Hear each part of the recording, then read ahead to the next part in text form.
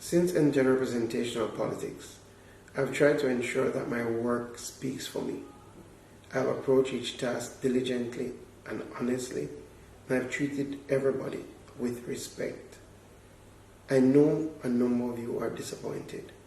I've disappointed my family, my constituency, my Prime Minister, and my country.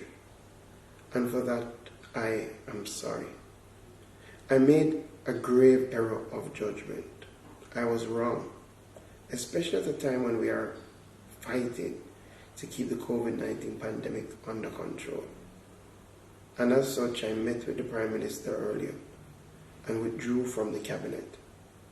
I know I will have to work doubly as hard to regain your trust and your confidence, but I'm committed to do that and to serve the people of St. Elizabeth Southwestern. I am sorry, and I apologize unreservedly to my family, my Prime Minister, my colleagues, but more importantly, I apologize to the people of Jamaica.